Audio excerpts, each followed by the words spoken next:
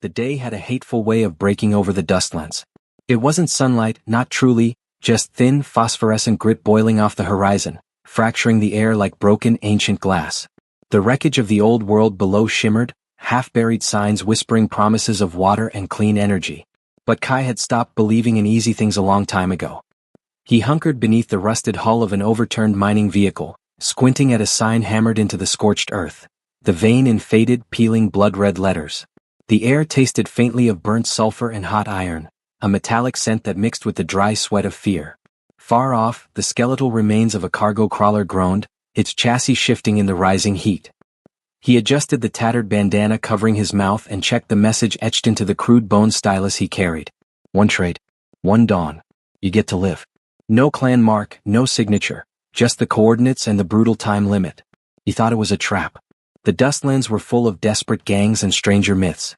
But the promise of a trade, a piece of the lost tech he needed, had dragged him here, a desperate hook snagging his greed. Inside, the vein was not a lounge. It was a dry, excavated tomb carved deep into the canyon rock. Dust filtered through cracks in the ceiling, catching the light from ancient, repurposed bioluminescent fungi. A low, steady drumbeat played, half warning, half death march. The patrons were too still, too skeletal, their movements slow and unnervingly economical. When one of them moved, their eyes reflected the fungal light like polished obsidian. And when they spoke, their voices were all static and dry whispers. Kai tossed a sack of pre-war synth food onto the makeshift bar, trying not to look too long at the parched figures around him. The bartender, a man with skin like dried clay, didn't ask for payment, just smiled with teeth that were too long and slid a glass over. It was filled with a thick, opaque fluid that didn't shimmer, but absorbed the light, looking like concentrated shadow. That's when he felt it, a pressure heavy and patient sinking into his spine. She wasn't leaning, she was seated on a throne of smooth, dark volcanic rock. Her clothes were simple, layered linen, the color of burnt umber, but her skin seemed to catch the light and turn it into shadow. She didn't have liquid hair, it was braided tight with silver wire and dusted with desert earth. She wasn't smiling, but her eyes held a challenge, one that promised survival or annihilation. He didn't need to ask her name. Every legend whispered it before she even lifted her head. Kai, she said, her voice a dry rustle of sand. You brought the tribute. He kept his hand near the knife at his waist. The message said, trade. I want the fusion cell. She tilted her head, her lips barely parting. And you answered the call. Most scavengers sense what I am and turn to dust before they reach this level. You didn't? Kai's throat tightened. So what are you? Her smile was thin, a crack in the dried earth. Asha, she said simply. Daughter of the first sun keeper of the deep water. Before he could process this, she rose, her motion like a coil unspringing. Walk the path with me, she commanded. The gaunt patrons cleared the way in silent deference. Kai followed, his fear now an urgent, hot thing in his blood. She led him through narrow tunnels lined with the preserved, shrunken heads of long-dead travelers. The drumming faded, replaced by the sound of sand trickling, endless and deep. She stopped in a cramped, dark pit. In the center was a single stone altar and a basin of water that looked too clean, too cool to be real. Kneel, she said. He hesitated, then obeyed. She dipped her hand into the basin, her movements economical and ancient. What is this? He whispered. Life, she said. He raised an eyebrow. Tastes like death where I come from. It's not for drinking. She studied him with that terrifying stillness. Do you believe in monsters of the light, Kai? He chuckled, the sound grating. I live in the dustlands. I've seen men sell their children for a gallon of fuel and priests worship broken satellites. Yeah, I believe in monsters. Her expression remained unchanged. Good. Then this won't be difficult. Before he could react, she moved, her fingers catching his chin. The touch wasn't cold, it was scalding. His muscles seized and then he felt it, a surge of something scorched, bright, and impossibly ancient rushing through his arteries. Images flashed behind his eyes, cities turning to glass, a woman laughing under a sun that did not burn her, a desert stretching forever in silence. He cried out, pulling back violently. What did you do? A tribute, she whispered, wiping a bead of his sweat on her finger. What? Now you carry the scent of my thirst. Kai's breathing came in ragged gasps. Why me? He managed. Because you only believe in need.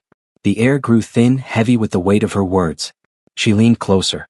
Do you know what happens when a daughter of the sun marks a human in the deep dark? A bond, I'm guessing, he said, his voice flat. Her lips curved, but the desert didn't soften. No. It's a vessel. A thread that holds the hunger. He felt it then, a sudden, agonizing thirst that superseded all thought. his vision blurred, the pit walls seemed to crumble. When it cleared, the shadows around them writhed.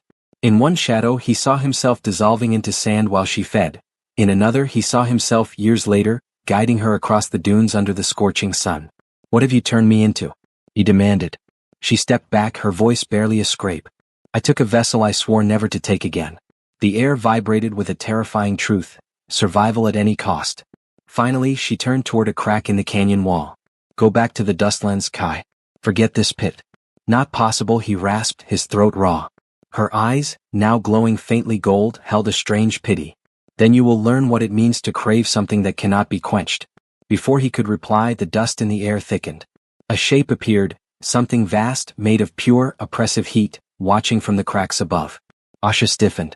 "The Watchers noticed the exchange," she said quietly. "Oh, the ones who guard the Dry Covenant. Go." But Kai didn't move. The thirst was too real. "You said I'm a vessel.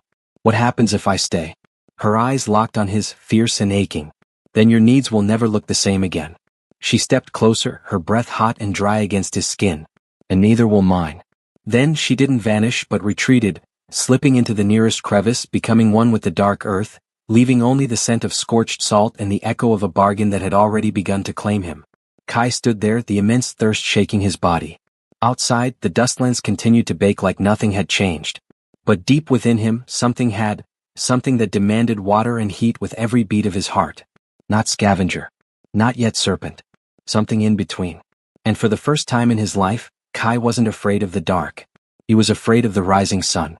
The acid smog still clung to the rooftops of Berlina's divided sector as Elias Vance stood outside the grimy observation post, feeling the faint chill of paranoia coil inside him like frayed copper wire.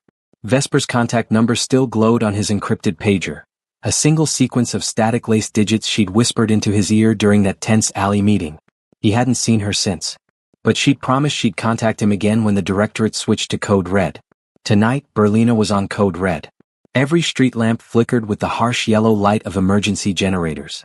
Above, the concrete apartment blocks loomed like brutalist cages, their narrow windows guarded by razor wire. The skyline was a monument to fear, pulsing with the muffled sounds of the state's propaganda radio.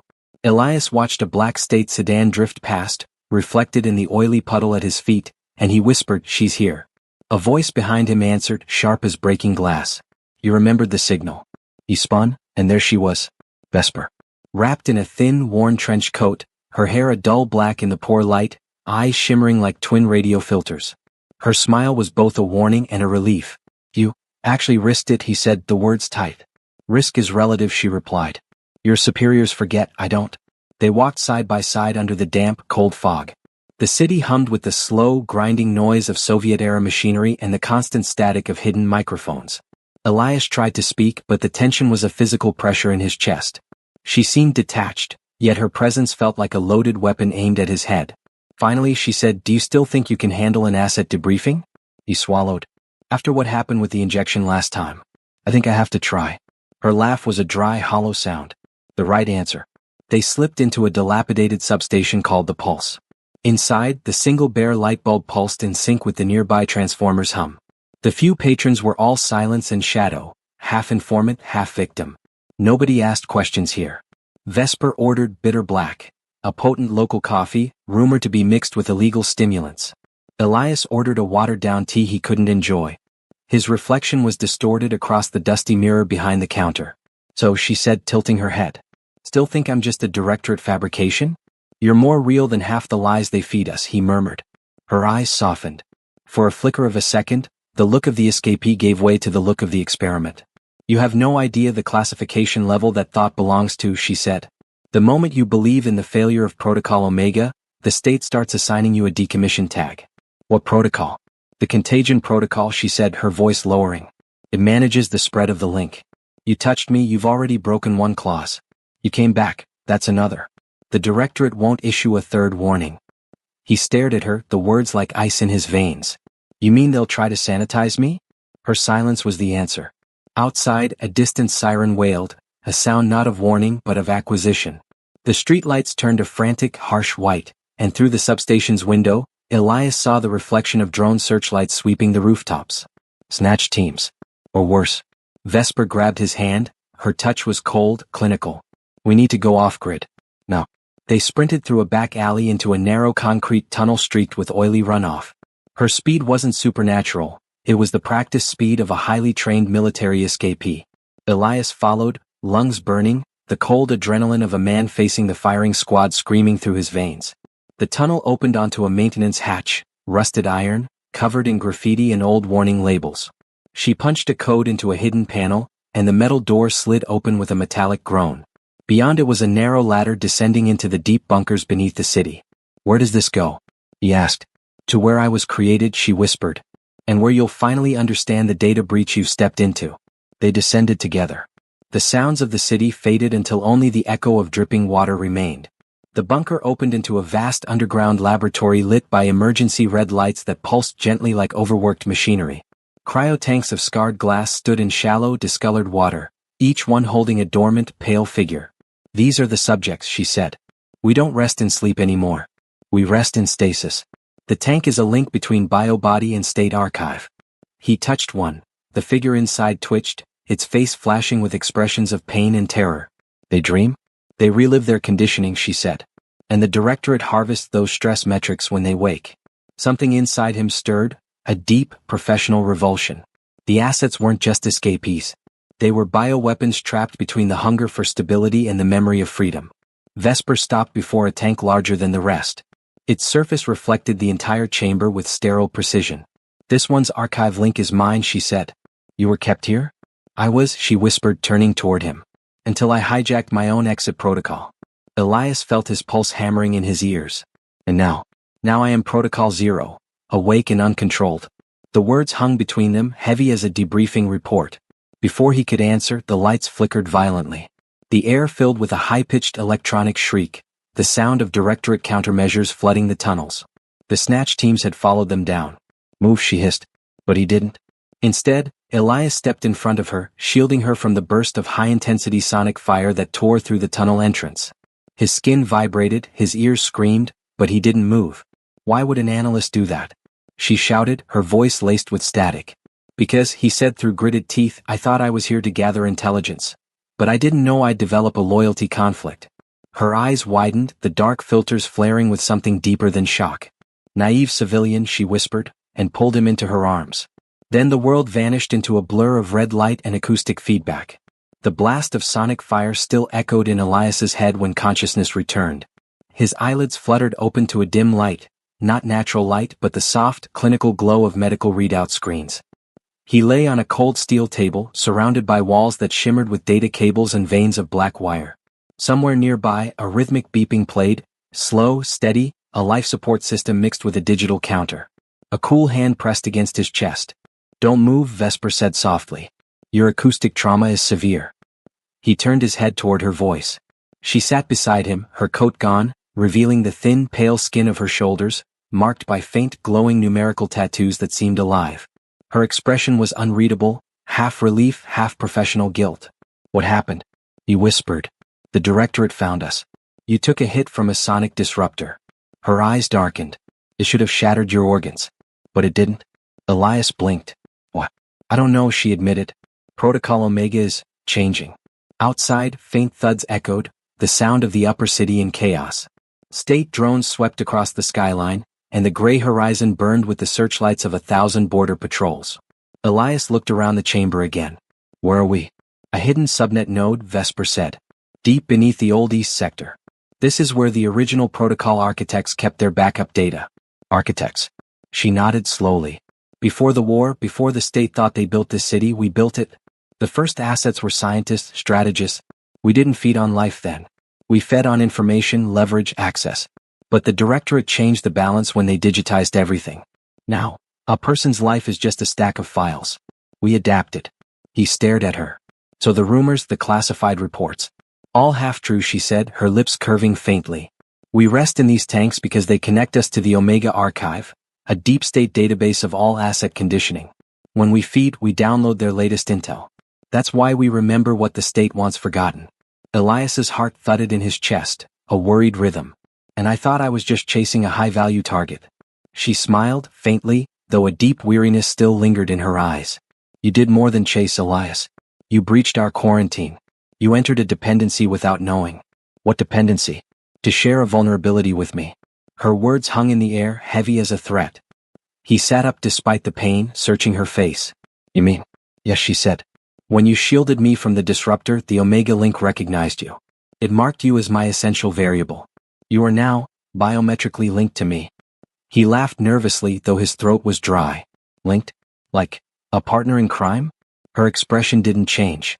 In your security terms, yes. But it's colder, deeper. We share essential life functions now. If you die, my immune response fails. If I am decommissioned, you suffer an irreversible systemic shock. The silence stretched between them. The faint hum of machines seemed to falter. Finally, Elias said quietly, "Then I guess I'd better make sure your system status remains green." Vesper's gaze softened, a flash of genuine, unconditioned emotion passing through her dark eyes. "You're jeopardizing your entire career." "Then let them call the whole thing off," he said, voice low but sure. "I didn't ask for this debriefing, but I won't run from the consequences either."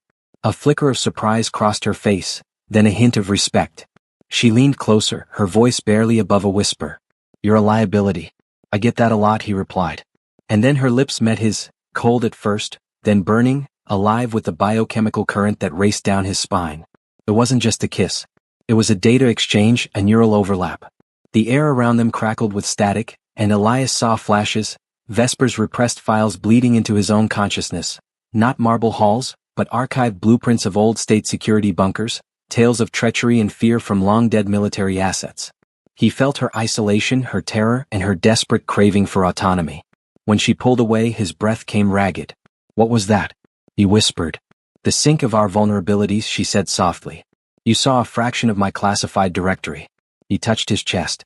"And now you're in here?" "Always," she said, almost mournful, the acknowledgement of a permanent operational mistake.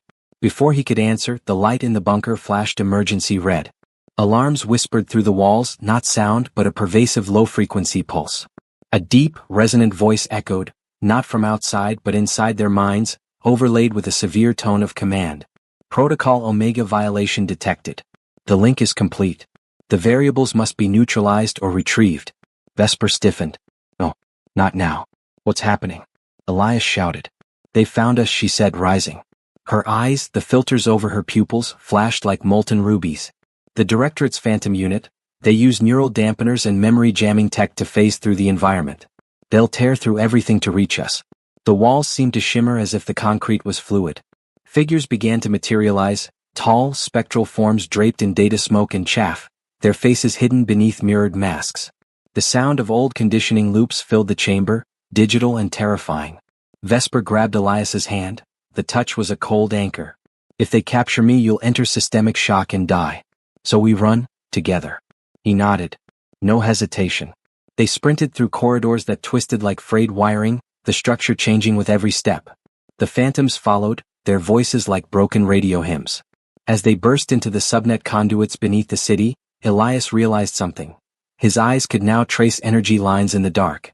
His pulse was slower, steadier. His skin felt different, hyper-aware. "Vesper," he gasped, "what's happening to me?" She looked at him, her expression a mix of fear and awe. "You're synthesizing. Faster than I estimated. The Omega Link is rewriting your human baseline." "Rewriting?" "Into what I am," she whispered. "A creature between biochemistry and binary code." They ran beneath the acid smog of Berlina, hunted by state security, chased by the angels of the Directorate's code, and somewhere deep inside him, Elias felt a strange truth. He didn't want the debriefing anymore. He wanted to stay functional. He wanted her. The smog over Berlina had no clear boundary. It raged inside the city itself, a cyclone of static, data, and rain that never settled. It painted the world in harsh yellow haze and bleeding gray.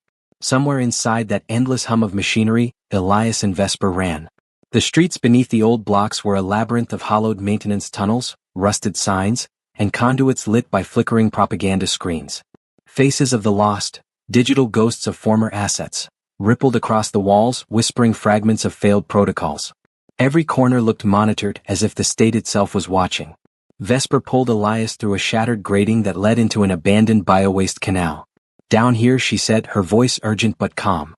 "They can't track neural signatures through the old sewage and metal mesh." Elias stumbled but followed. The tunnels were lined with metallic bones of obsolete infrastructure, and streams of dark runoff flowed like veins in the concrete. The air smelled faintly of ozone and iron. "What is this place?"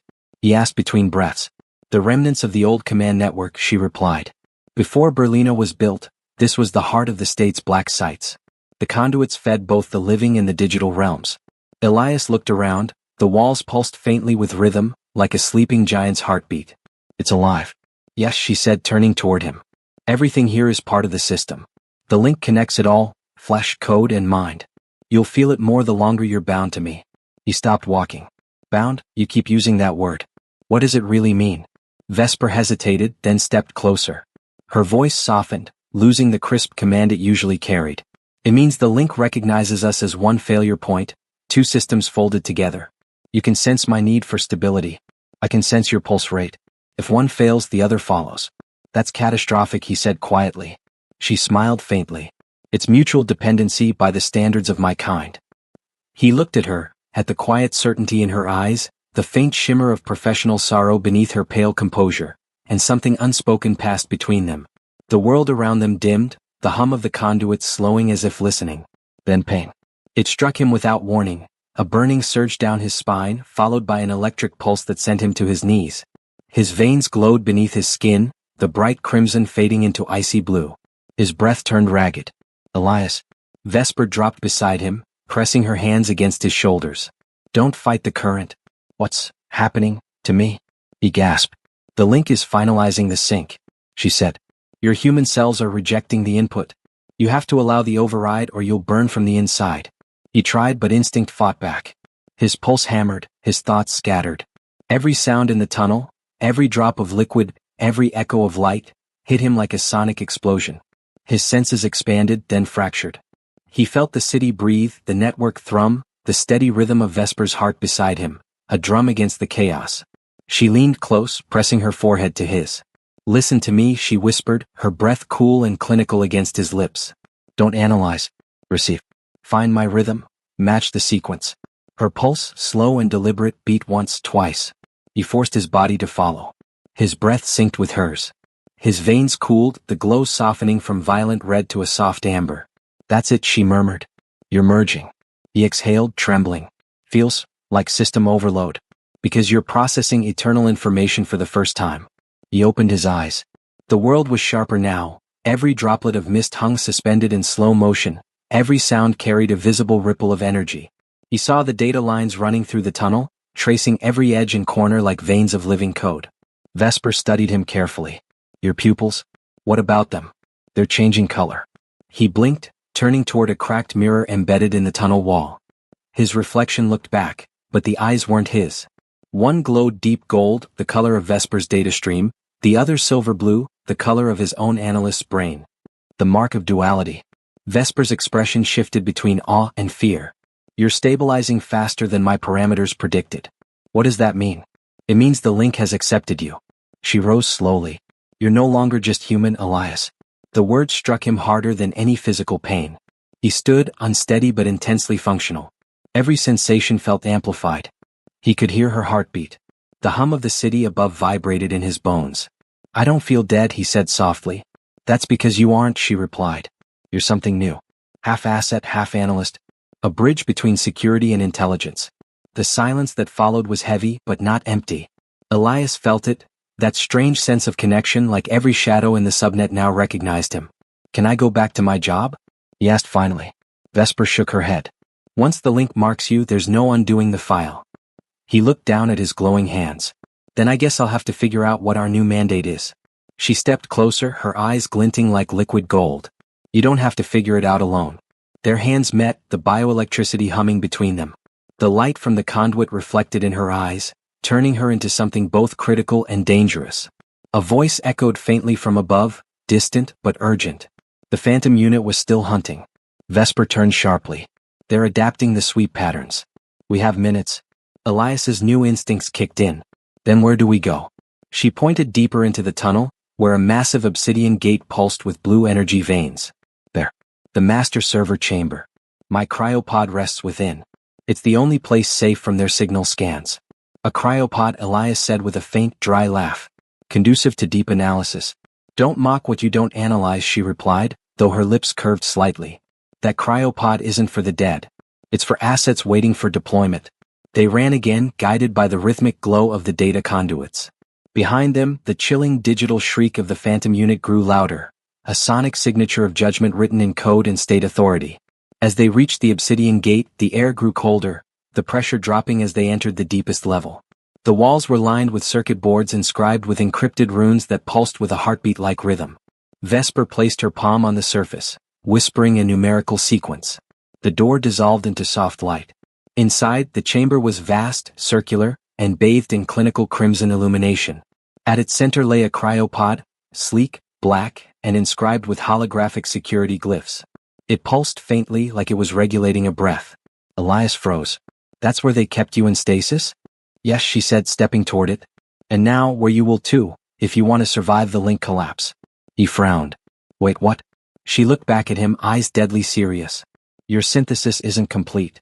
If your body doesn't enter deep stasis in the master server chamber within the next cycle, your system will crash. The pod will complete what the Omega Link began."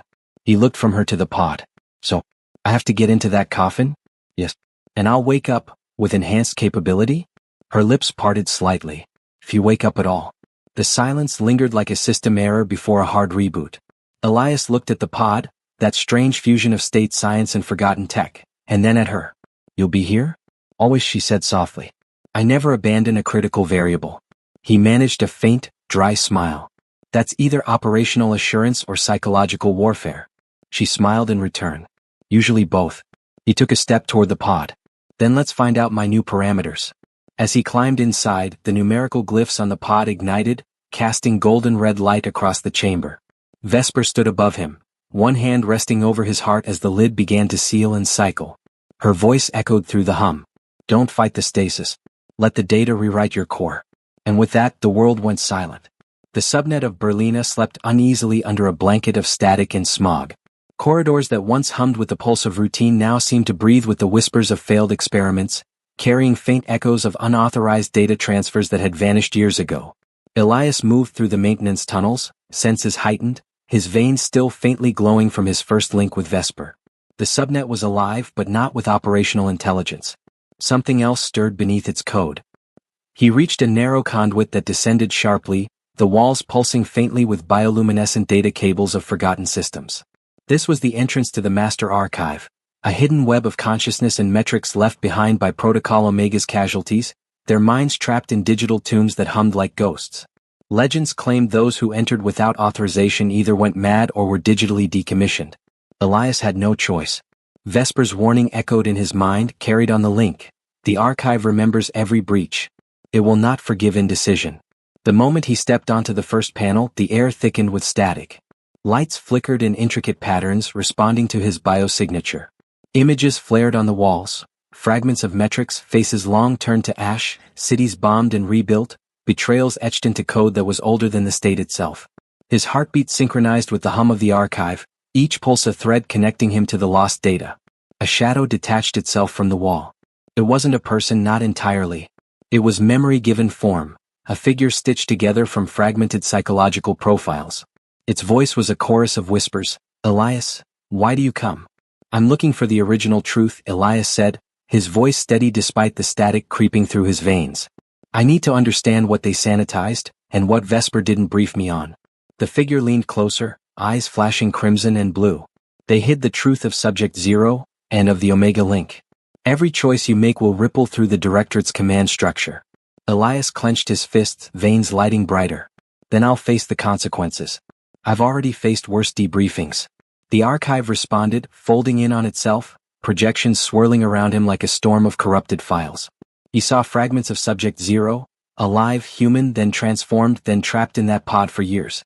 He saw Vesper as she once was, terrified of failure, terrified of exposure, walking the line between loyalty to the state and desire for freedom. And he saw himself, standing at the crossroads of analyst and asset, the only variable capable of rewriting the protocol. Suddenly, a pulse of high-voltage energy surged through the room. The walls of the archive shivered, and an invisible force slammed him back, leaving him gasping on the floor. A new figure appeared, distinct from the ghosts of the past. Subject Zero's own spectral form, ancient and terrifying, yet tethered to the digital web. "You meddle in classified data beyond your clearance," the specter said, voice echoing as if from 1,000 mouths. The link you share awakens my parameters. I remember every moment, every bug, every vow broken. Elias forced himself to rise. I don't care about protocols or clearance. I care about stopping the contagion cycle. You can't keep haunting this network forever. Subject Zero's gaze pierced through the shifting digital haze. You are not operational, he said. Not yet. But the archive will test your resilience, and it will not forgive hesitation. The corridors of memory and light twisted around him. Each step forward pulled him deeper into the dead mines of state assets past, a labyrinth of failure and rage. Elias's vision blurred with visions of failed experiments, betrayals and compromised operations. But amidst the chaos, he felt a strange certainty, one that Vesper had installed in him with her trust in her link. This is the path, he realized, and I will not falter.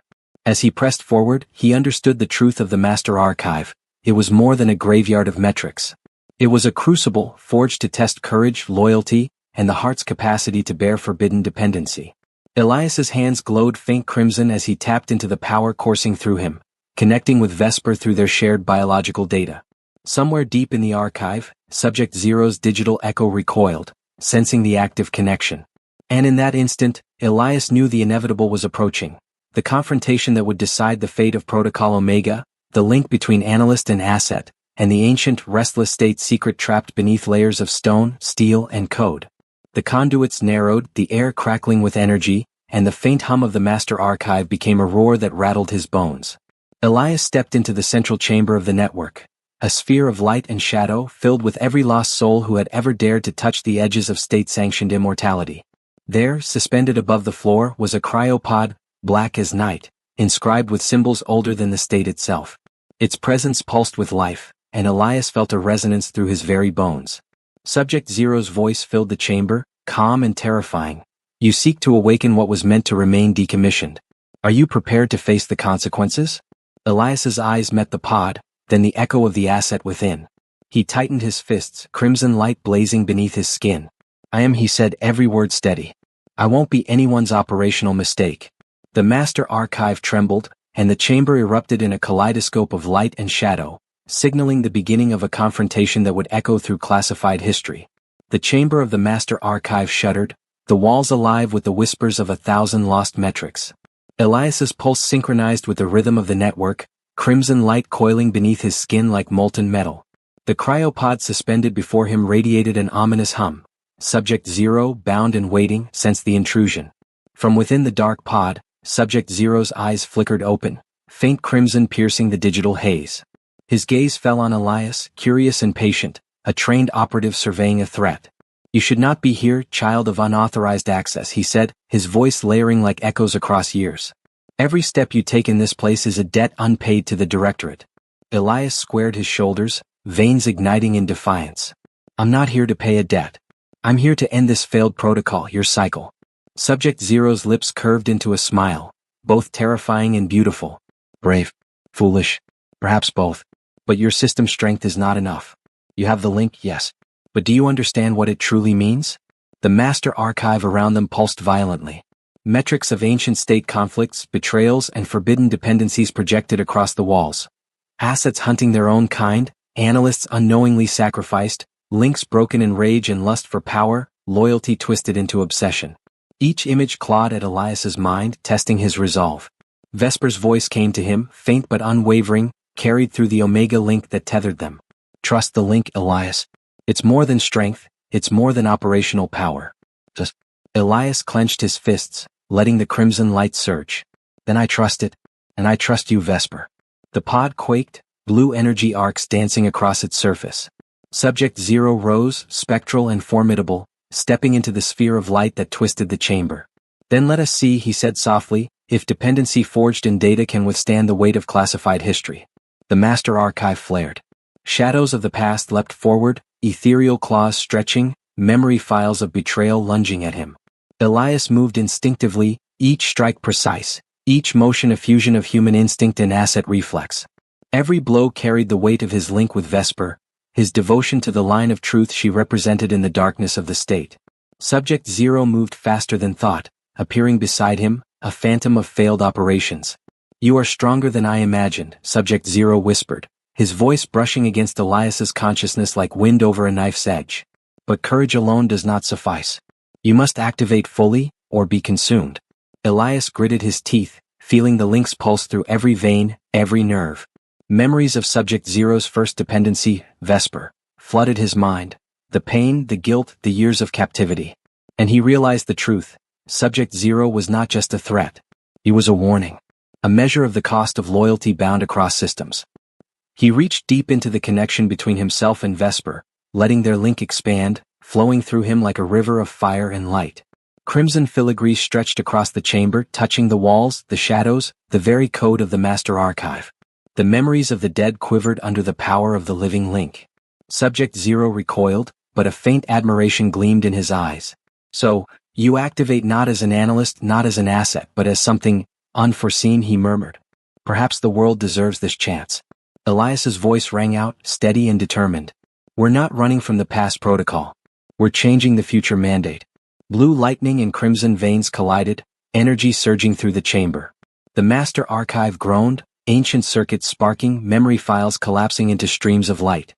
Elias felt the presence of Subject Zero within reach, not as an enemy but as the key to the next operational phase in their journey. Subject Zero's form shimmered, almost dissolving, but his gaze never wavered. Then prove it, he whispered, the words a promise and a challenge. Prove that dependency born in fire can endure eternity. With a final surge of the link's energy, Elias stepped forward, hand outstretched, touching the cryopod. Light erupted. Memory, shadow, and years of operational sorrow intertwined in a single pulse. Subject Zero's spectral form merged with the energy, restrained yet aware, his eyes locking with Elias's in a moment that spanned both years and seconds. The chamber fell silent. The Master Archive, once roaring with countless souls, now hummed a quiet, steady rhythm. Subject Zero's presence remained, tethered but pacified, a shadow at the edge of state history, watching and waiting. Elias exhaled, muscles trembling but heart steady. He had faced the first trial of the Master Archive, and survived the unscheduled activation. But somewhere deep below the gray concrete streets, the hum of ancient power still whispered, the Directorate knows. The state decommissioners will come. Elias looked at Vesper through the link, sensing her presence in the pulse of energy, her operational confidence intertwining with his. We've survived the decommissioned, he whispered. Now we prepare for the living agents. And above them, Berlina shivered, unaware that in a hidden digital crypt beneath its streets, two linked systems had rewritten the protocol of Ash. The subnet of Berlina was functional in ways the surface could never comprehend. Fluorescent tube reflections pooled in oil slicks, and the walls of rusted ventilation shafts hummed with energy stolen from defunct generators. Elias and Vesper moved cautiously, the faint, unstable glow of their Omega link illuminating the path like twin signal flares guiding lost operatives. Subject Zero isn't neutralized, Vesper murmured, her eyes scanning the shadows. He's restrained, his data stream is archived, but not deleted. His presence lingers, feeding on state secrets and repressed memories. Elias flexed his hands, crimson light pulsating beneath his skin. Then we ensure he doesn't get another chance. No more cryopods, no more waiting for activation. The tunnels twisted like unspooled cables, walls etched with obsolete security warnings older than the Directorate itself. Some glowed faintly, resonating with the link they shared. Elias could feel the subtle electrical pulse beneath the stone, each beat carrying the echo of the Master Archive's core. As they turned a corner, a sudden shiver of static passed through the air, a warning. Shadows detached themselves from the walls, coalescing into forms familiar yet terrifyingly precise. The state decommissioners. Cloaked in black tactical gear, their eyes glowed with a predatory algorithmic precision that no analyst could comprehend. Each step they took whispered through the tunnels like magnets on bare metal. Elias moved instinctively, the link with Vesper amplifying every reflex, every movement.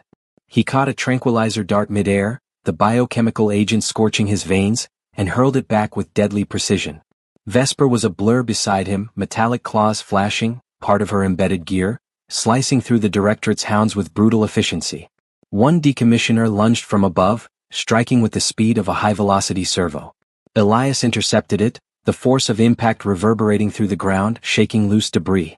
He met its gaze, cold, unwavering, and remembered Vesper's words. This link is more than operational strength. It's our mutual dependency. He felt the pulse again, deeper now, like Subject Zero's residual data seeping through the remnants of the Master Archive. A chill ran down his spine. The first bioasset had not been destroyed, he had only been delayed. And with the directorate aware of their link, the hounds were no longer retrieval specialists. They were executioners. Vesper grabbed his arm, voice taut with urgency. We need to reach the primary server room. There's a place there, a buffer zone. Subject Zero's data stream cannot corrupt it, not yet. The path ahead opened into a cavernous chamber, the ceiling lost in darkness. Streams of ventilation light twisted through shattered access panels, casting the ruins in hues of harsh yellow and clinical blue. In the center, a pool of bioluminescent cooling fluid reflected the chaos above, humming softly, chemically active. This was the buffer zone, a place where operational assets and uncontrolled variables could exist without immediate directorate interference. As they stepped closer, Elias felt it, something anciently coded stirring within the pool, responding to the link that tethered him to Vesper. He reached out, hand hovering above the luminescent surface, and felt the data surge into him. Metrics of countless lives intertwined with his own, pain and data loss, success and failure, a tapestry of operational history flowing through his veins. But the moment was shattered by the arrival of the decommissioners. They poured into the chamber like a black tide, stun rifles drawn, eyes burning with unyielding protocol. Elias tightened his jaw, feeling the link flare brighter than ever. Vesper stood beside him, her presence a perfect mirror of his own enhanced energy, and together they became a singular point of resistance. The battle was instantaneous, a grim dance of biofire, metal and light. Elias's movements were amplified, his strikes carrying the weight of years of repressed training. Each fallen decommissioner dissolved into shadows, a byproduct of their stealth tech, their forms swallowed by the light of the buffer zone. Vesper moved as if born from the very shadows themselves, a phantom weaving through the attackers, every swipe precise, every motion lethal. And then, from the deepest recesses of the chamber, a voice echoed, low, resonant, and terrifyingly calm. Elias, Vesper. The air froze. The shadows paused. Every particle of light in the chamber pulsed toward a single point, the emergence of Subject Zero. His form shimmered in the distance, spectral and imposing, eyes burning with the crimson of activated parameters. He had come, not as a prisoner, not as archived data, but as a force to reclaim the protocol he believed was stolen. Elias's veins blazed. We finished this here, he growled. Vesper's eyes met his, a silent agreement passing between them. They were no longer running, no longer hiding. This was the operational crucible and they would endure, or crash trying. Subject Zero's presence pressed on them, a tidal wave of data and memory, but the link between Elias and Vesper flared in defiance, a radiant line cutting through the darkness. They stood together, systems synchronized, vulnerabilities entwined, ready to face the first of many trials that the state, and Subject Zero, would throw at them. And somewhere beneath the concrete ruins, the city held its breath. Beneath the directorate surveillance grid, the subnet was a labyrinth of forgotten corridors, rusted pipes, and tunnels carved years ago. The air carried the metallic tang of oil and iron, with faint whiffs of synthetic biochemicals that lingered like a failed experiment. Elias followed Vesper down a spiral of crumbling stairs, silence between them thick with unspoken operational tension. For the first time she seemed uncalibrated, hesitant, almost fragile. They stopped before a massive steel vault door half sunk into the rock. Encrypted symbols etched across its surface glowed faintly under Vesper's touch, as if recognizing a familiar biosignature. The metal shifted open with a sound like a long-held exhale, revealing a chamber that was both ancient, pre-war, and impossibly futuristic, a fusion of security bunker and biotech lab. Transparent tubes lined the walls, carrying liquid nutrient solution instead of blood. At the center floated a cryopod, slowly rotating under beams of blue laser energy. This, Vesper whispered, is where Protocol Omega was first initiated. Elias circled the pod cautiously, running a hand over its smooth, black surface. What is it storing? She looked at him, eyes heavy with emotion. It's not a what. It's a who. The pod thrummed faintly as if something inside were actively receiving data.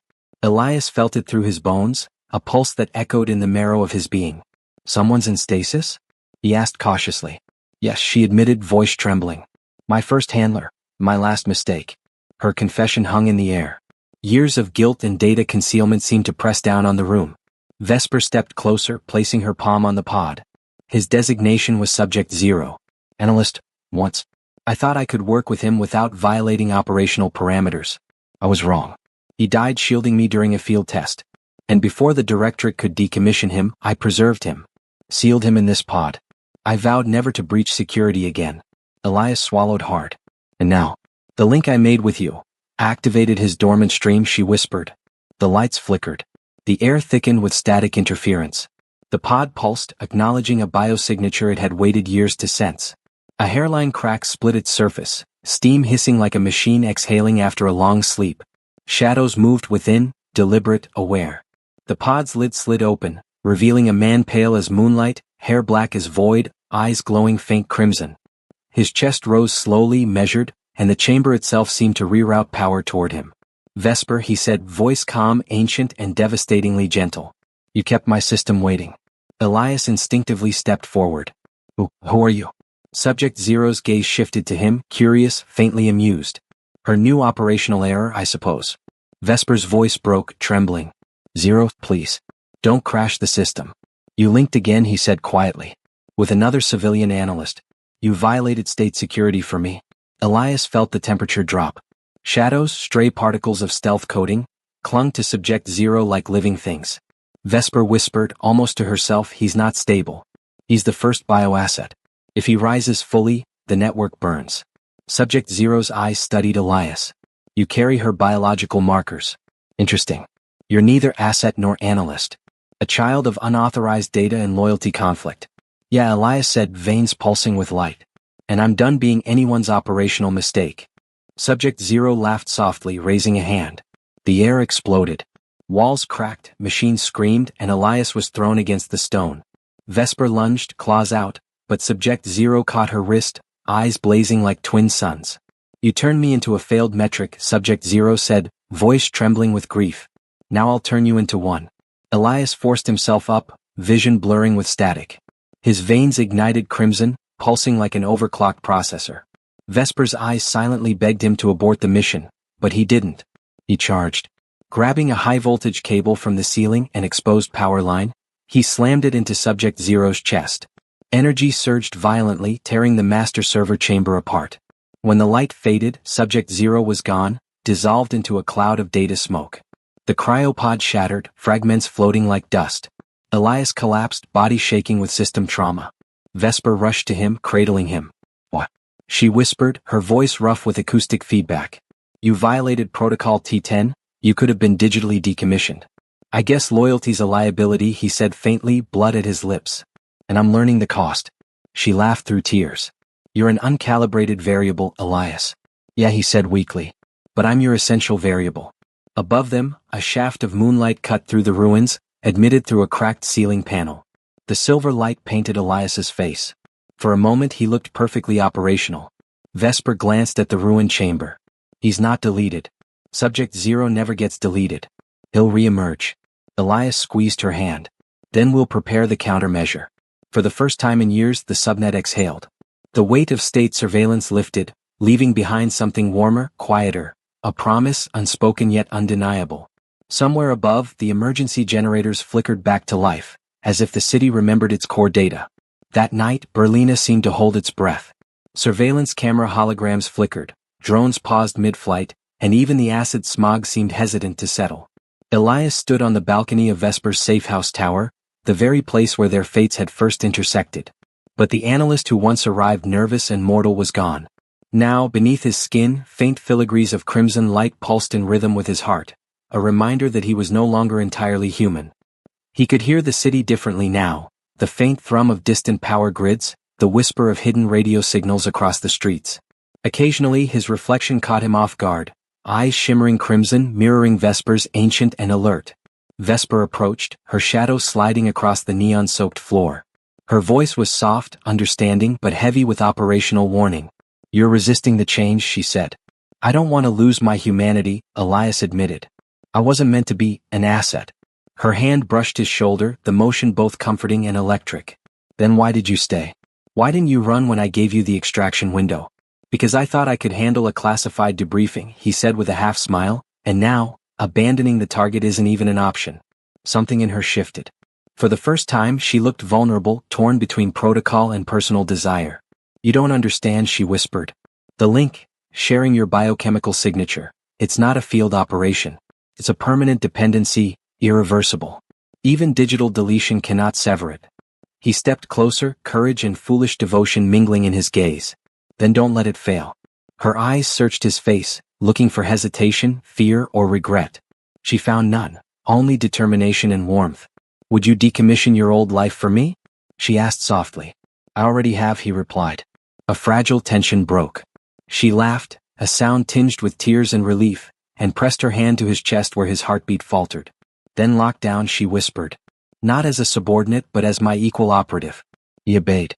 Vesper bared her wrist, biting it gently. The metallic scent of blood mixed with ozone and electric tension. "Link, finish the synchronization we began," she urged. Elias hesitated only a moment before his lips touched her skin. Her blood was an electric torrent of memory and classified data, years of state-induced hunger and repressed liberty flowing into him like a river of code. The city outside shuddered. Drones fell, neon signs flickered, alarms screamed. The world itself seemed to recognize the activation of Protocol Zero. When he opened his eyes, he was changed. Not entirely asset, not fully analyst. His senses stretched for miles, his pulse steady, synchronized with hers. The link had sealed, eternal and unbreakable. Vesper knelt beside him, forehead resting against his. "Welcome to full operational status, my love," she whispered. "Operational status is overrated," he said faintly, "but this feels right." They stayed in silence for a while, listening to the neon rain, feeling the city's heartbeat beneath them. But beyond the tower, in the shadows of the city, danger stirred. Vesper's senses flared first. "They're coming," she said, voice tight. "The decommissioners, the Directorate's execution hounds." Elias rose, crimson eyes steady and fierce. "Then we handle them together." She smiled, sharp, proud, and a little frightened. "You never know when to terminate a pursuit, do you?" "Not when I'm already linked," he replied. The tower shuddered under the first strike. Red laser fire cut the skyline. The decommissioners had arrived. Cloaked in black tactical gear, their eyes glowed with algorithmic wrath, each step warping the local signal space. Vesper and Elias moved as one, blurred, lethal, unstoppable. Every strike, every parry, every shared motion a testament to trust, devotion, and the permanent dependency of the link. Drones fell, their ultraviolet fire exploding against the rain-soaked city, painting the skyline in violet bursts. Then it happened, Vesper was hit. A silver stake, etched with a frequency dampener, protruded from her side. She collapsed, trembling. "No." Elias roared, cutting through attackers with a fury beyond analysis. "You have to evacuate," she gasped. "It's me they want, not." He gripped her face, voice iron. "We started this operation together. We end it together." The link pulsed. Their hearts synced, crimson filigree blazing beneath their skin. Elias did the impossible, shared his enhanced biochemistry back to her. Pain, fire, and life surged. Her wounds healed as the frequency dampener burned away, her red glow turning gold, the light of something newly activated. Elias's body trembled, consumed by the energy of the link, yet he smiled faintly. "Guess we just broke the operational parameters." Vesper laughed, breathless and shaken. "You stupid, beautiful variable." Above them, towers cracked, decommissioners dissolved into ash, their suits overloaded, and Berlina's skyline shattered. Elias began to fade, his essence consumed by the very power he had wielded. "No." Vesper screamed, clutching him. "It's okay," he whispered. "I wasn't built for forever. You just reactivate me, next cycle." The storm calmed. Silence fell over the ruins. Vesper lay beside him in a hidden marble chamber, placing him into a black cryopod, climbing in after him, hand over his heart. "Sleep," she whispered. "And when the world reboots, I'll wake you." No one escapes a permanent link. Years passed. The neon faded, towers crumbled, yet beneath layers of stone and time, the cryopod pulsed with two heartbeats perfectly in sync. One night the lid shifted. Hands intertwined, familiar laughter echoing in the dark. "I told you," she whispered, smiling. "You're never leaving that assignment." Eternal, reborn, and together, they emerged into a world bathed in crimson light, Berlina awakening alongside them, silent witness to a loyalty that defied deletion, protocol, and eternity itself.